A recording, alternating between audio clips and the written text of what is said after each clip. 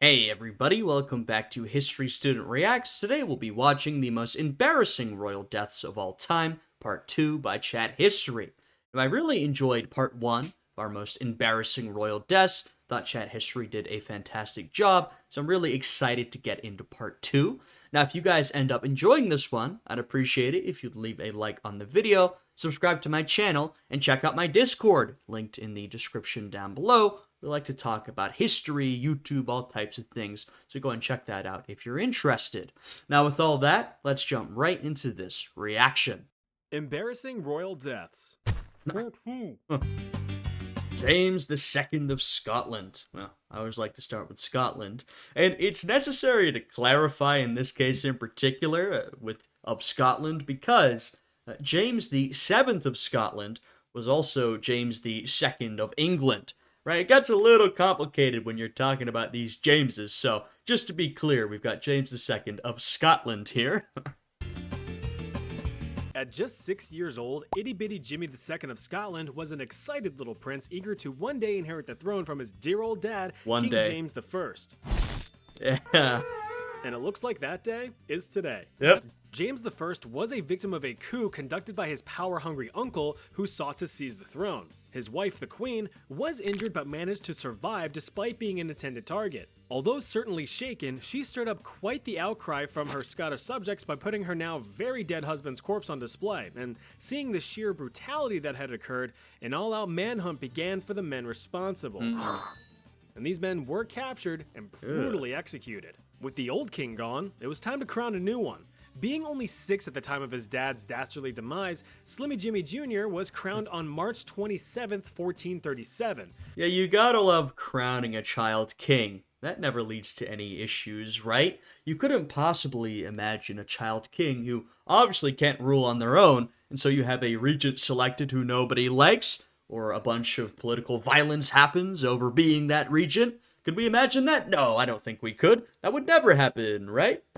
But since he couldn't make any sound decisions as a drooling youth, his still-alive mom took power as regent, acting as ruler on James's behalf. But therein lies the problem. See, the people of Scotland are what we call Scottish. Yep. The Queen, now ruling over Scotland, hailed from England. Boo! She was promptly pushed from power in favor of someone a bit more Scottish. Bursting through the door is Archibald Douglas. Wow. He's the king's much older I gotta be honest, Archibald Douglas is just about the most Scottish name I've ever heard. Doesn't get much more Scottish than that. I mean, I'm Scottish. For those that don't know, born and raised, though moved to the United States. My name, Ethan, it's pretty American. I don't sound that Scottish. Archibald Douglas? If I'd been named that, you would have known I was Scottish just from the name. first cousin.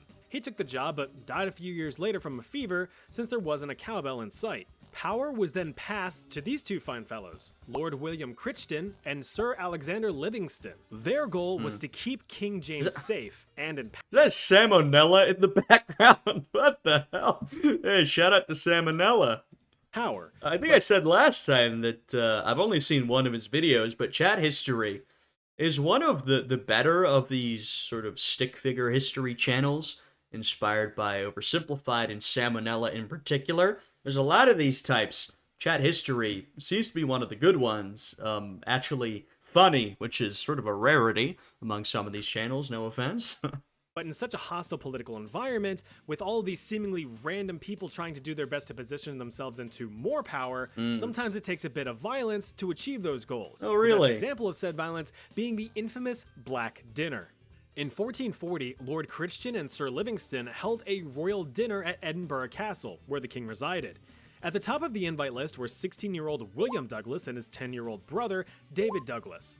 They were the sons of former fever haver Archibald Douglas and a threat to the crown. While downing a hock of ham and a bushel of apples or whatever they ate in those You gotta love dynastic politics of the era, where you've got some teenagers who might be a threat to the throne or your position, and so you bring him to a dinner in order to violently murder them.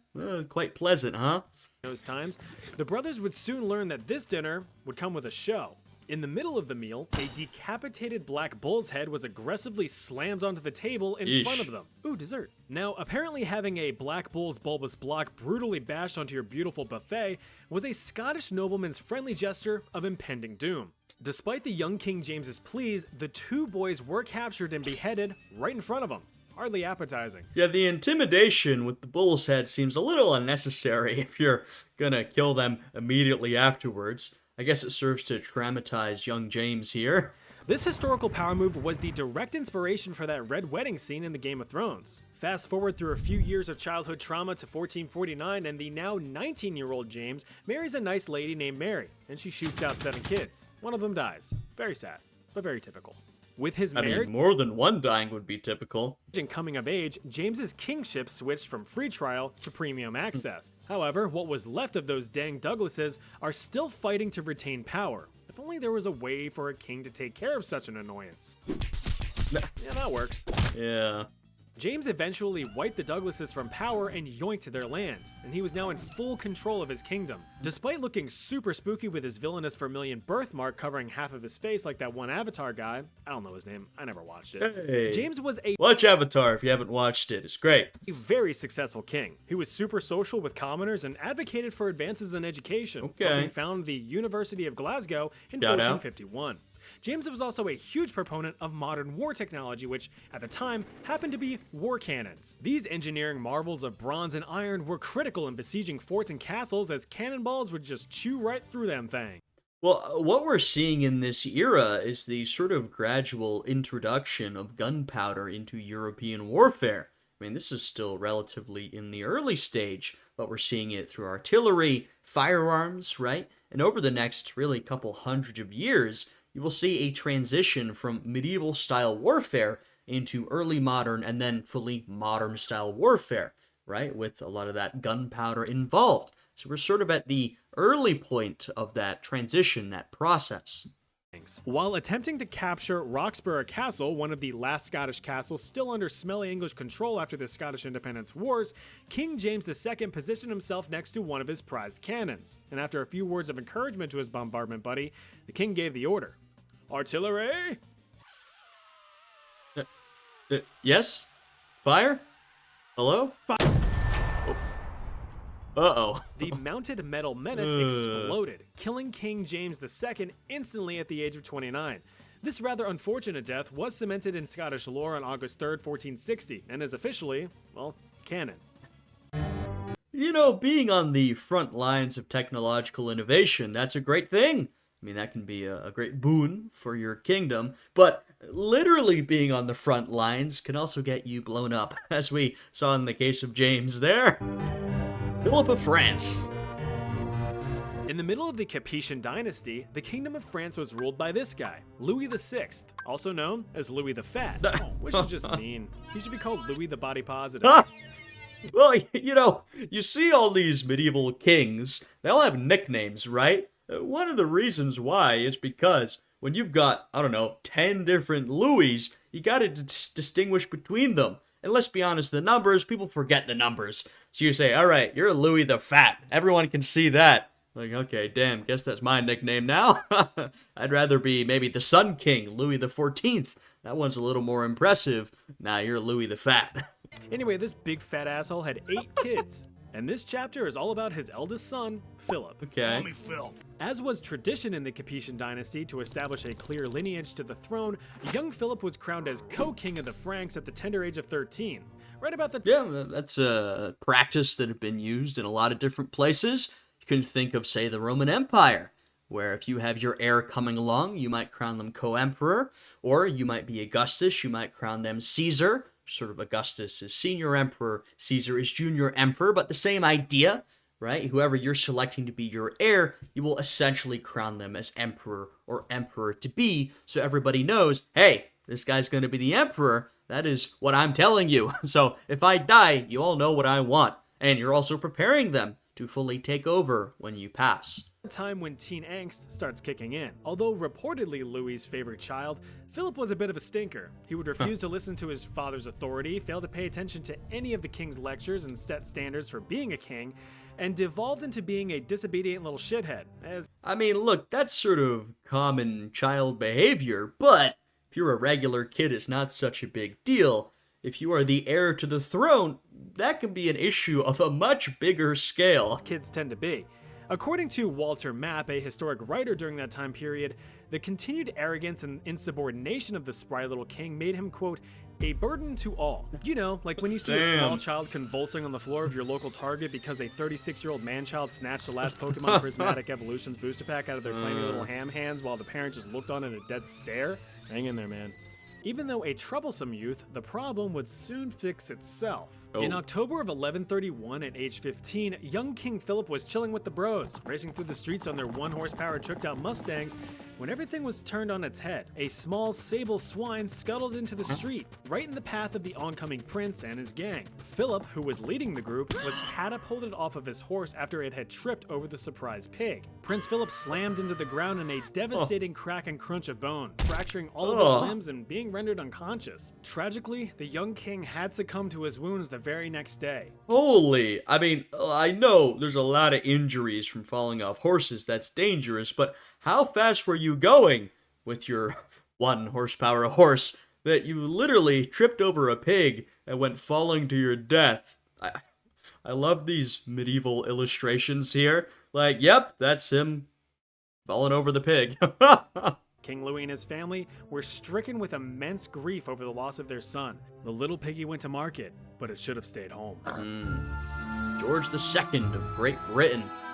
George II, King of Great Britain, began life as a tiny little bratwurst in Hanover, Germany in 1683. His father, also George, was the first king of the Hanoverian era and a rather combative parent. Neither George liked the other and would always get into very heated and very public arguments over stuff like politics and other king things. Wow. But to be a little more specific, small George despised his dad's advisor, Robert Walpole, the guy considered to be the first British prime minister and the one who was really pulling all of the political strings behind the scenes. Oh yeah. I mean, if you're looking for influential politicians, really throughout history, Robert Walpole has got to be up there with some of the best. Really influential fellow, like they said, pulling the strings behind the scenes here. Think Wizard of Oz, but with a smaller head and worse teeth. But one day, enough was enough. Big George banished Little George from the king's palace after a falling out. The prince was pretty okay with this. He and his wife lived in peace and quiet for quite a few years until, well, the king died. Time to go be a king. Prince George achieved his kingship in 1727 at the age of 43. I feel like I don't know much about George I, or really the second, to be honest. As an American, we know mostly about George III, which makes me feel like the George is not having a great track record, but that might not be true. It might be better overall. I just know the third, not so great. Views of his reign as king were mixed. Okay. Despite squashing political uprisings, expanding the arts, laying the foundations for the Industrial Revolution, and overseeing many successful military conflicts, including leading his troops into battle himself at the age of 60, his English subjects just couldn't get over the fact that he was German, so, you know, they were biased. Growing into his golden years, age started to really take a toll on the king. By 1760, King George II was 76, blind in one eye, and hard of Sheesh. hearing. In the wee hours of October 25th, the rather fermented monarch rose from his bed, drank his iconic 6 a.m. hot chocolate, and excused himself to the loo to force out his own hot chocolate. But it was here on his cushy secondary throne that things took a turn for the worse. Uh-oh. A servant stationed outside of the royal chambers heard a loud crash and comedically tore the door open to find the root of the commotion. What he found was the king on the floor, seemingly having just finished his business. George was lifted onto his bed and tended to by his physician, but his body crapped out on him. The king was dead. An autopsy of the royal remains indicated that the king had died as a result of a thoracic aortic dissection, the first reported case in history. See that tear right there in the aorta, the big artery leading into his artery? Yeah, that's not supposed to be there. But how it happened is the question.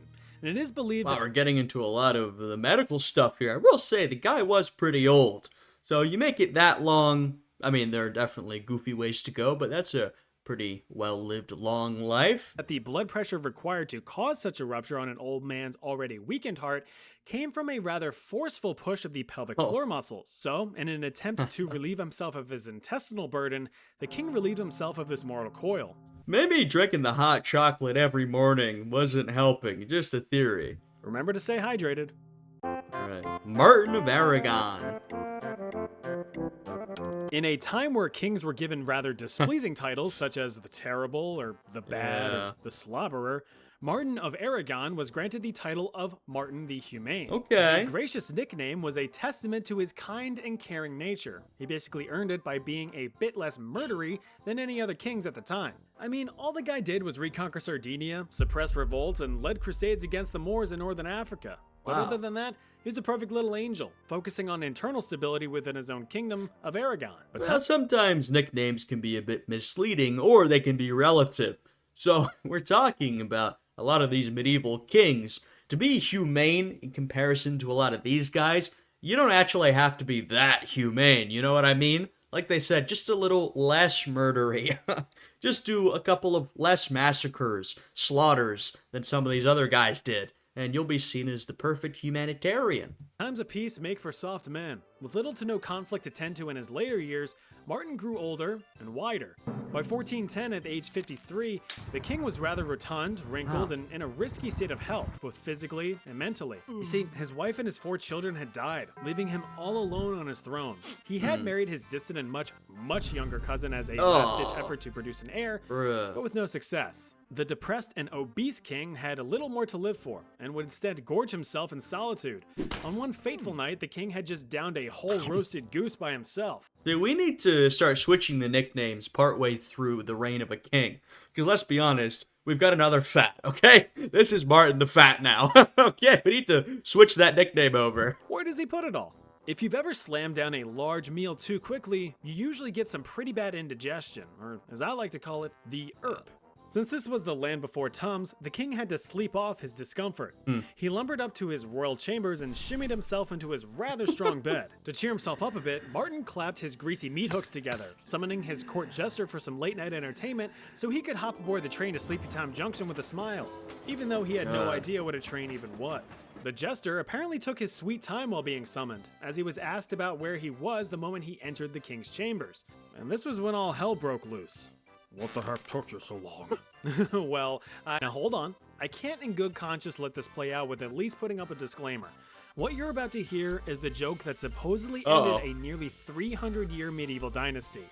This is not for the faint of heart. Guys, if you think you can't handle this, you gotta close the video right now. This joke could be your death, alright? If you find yourself laughing too hard at your friend's jokes, this one might really do you in. So I'm willing to take the risk, alright? I'll take the risk for y'all. But if you think can't handle it, check back in a couple of minutes. We'll see if I'm slumped over dead on my chair here. You were warned. I was in the next vineyard, where I saw a young deer hanging by his tail from a tree, as if someone had so punished him for stealing figs. Was that it? The king lost his absolute shit, reportedly slapping his belly in laughter for 3 hours straight, What the- eventually what? falling out of his bed and collapsing on the ground where he lay dead from an apparent heart attack. What? With no heirs to assume the throne, Bro, it wasn't that funny. God damn. Bro was slapping his belly. Thought it was so funny. My goodness. Also, just the idea. I know it's a very different time. This guy's in a very different position than all of us are, but, you know, lumbering up to your bedroom, you know, your tummy hurts because you ate too much. And then just your favorite thing to do is clap your hands and call your jester. Just have a guy come into the room and yap at you. I guess we're all listening to podcasts as we, you know, go around our daily affairs. But to have an actual guy come in and tell you jokes, it's like, what a strange situation. And then to die from that because you thought it was so hilarious. the House of Barcelona, after ruling the Crown of Aragon for 273 years, fell after the delivery of a single joke. Now, of course, historians debate if this story is even true, as some accounts have Martin dying of the plague, food poisoning, or complications from his weight. But those aren't nearly as funny. Sure. Yeah, you know, I mean, you take everything with a grain of salt, right? If you're really interested, go dig into the sources.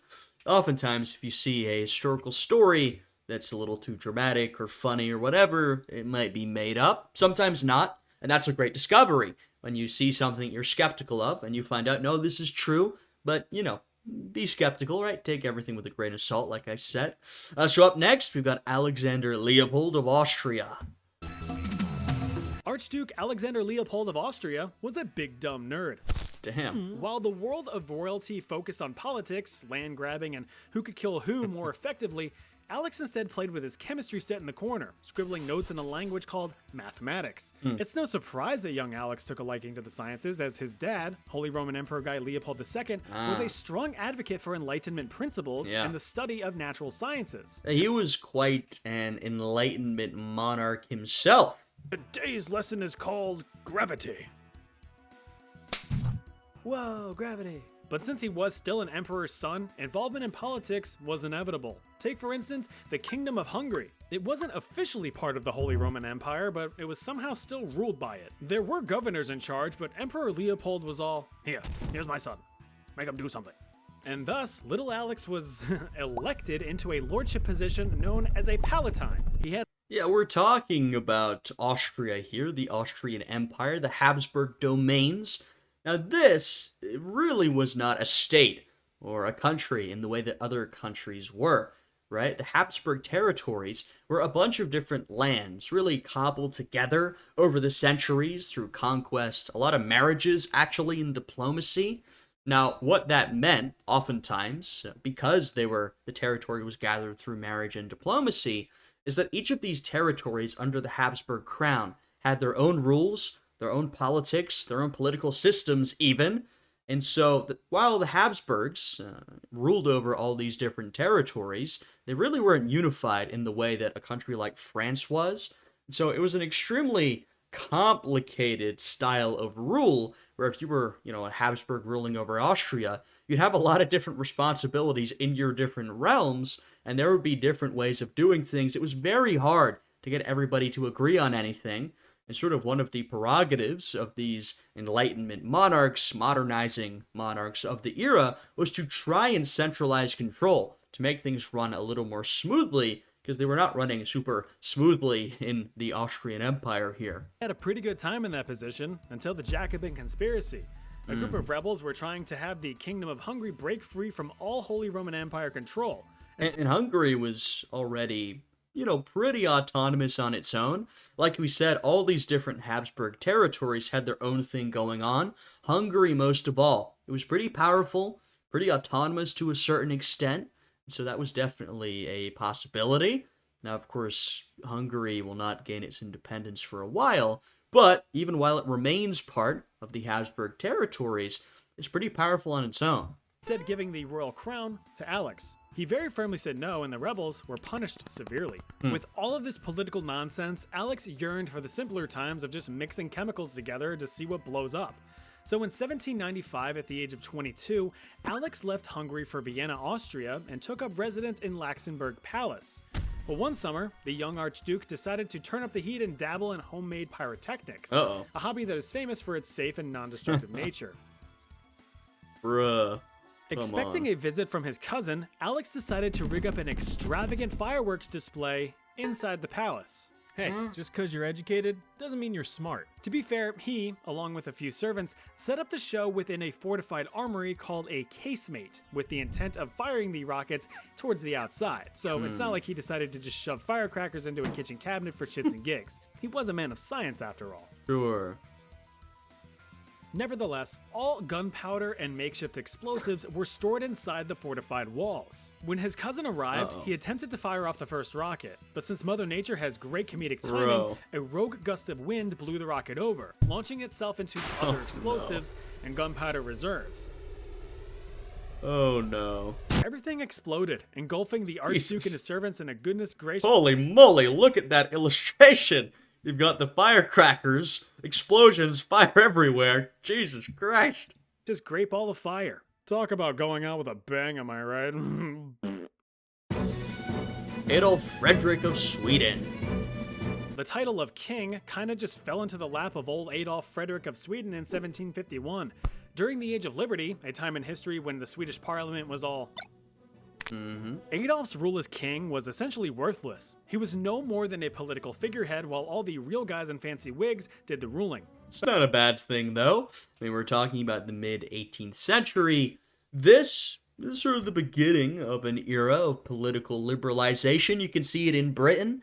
A lot of places will take quite a while to catch up into the 18, even 1900s, but what we see here is the disempowerment of the king and the empowerment of some legislative body, oftentimes a parliament, right? Like I said, not necessarily such a bad thing. England is leading, or the United Kingdom is leading on that trend, but some other places are there as well. Sweden as well, I suppose. But apparently not very well, because by the end of the Age of Liberty in 1772, Sweden was kind of worse for the wear. Its Damn. land ownership had diminished, trade had evaporated, and This is why they had to bring in Bernadotte at the end of the Napoleonic Wars, one of Napoleon's marshals who got brought in to be King of Sweden. How about that? technological advancements were lagging. So Sweden was forced to sit back and watch its neighbors and rivals proudly wave around their large, throbbing economies.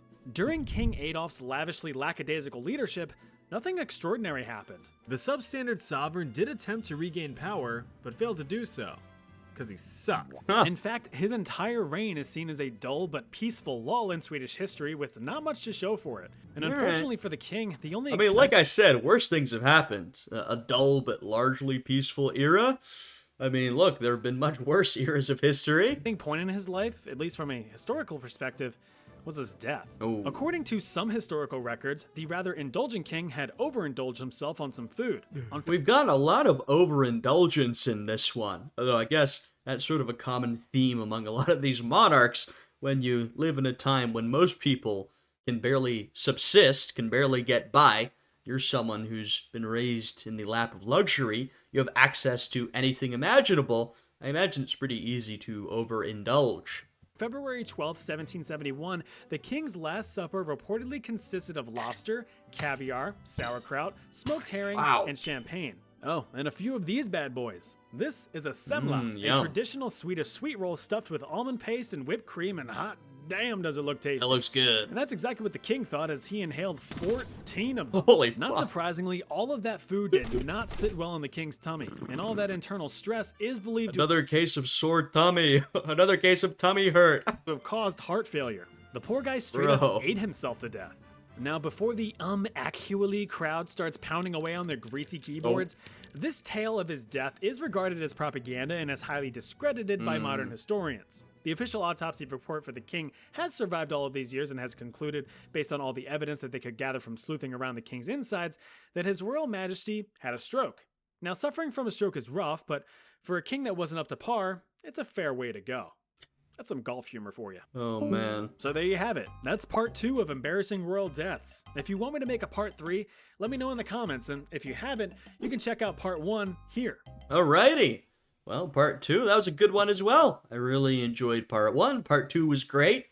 Once again, some interesting historical tales. As he fairly pointed out during the video, there is some questions about the veracity of some of these. But I like that he didn't just skim over that. He said, look, some of these may be made up or fake or, once again, some of these historical tales that are so entertaining oftentimes are dramatized or even entirely made up. I like that he talked about that. But yeah, an entertaining video. Once again, very funny. I like that. That's sort of something that a lot of history channels struggle to get, I think. Good combination of humor with some of the actual stuff in there.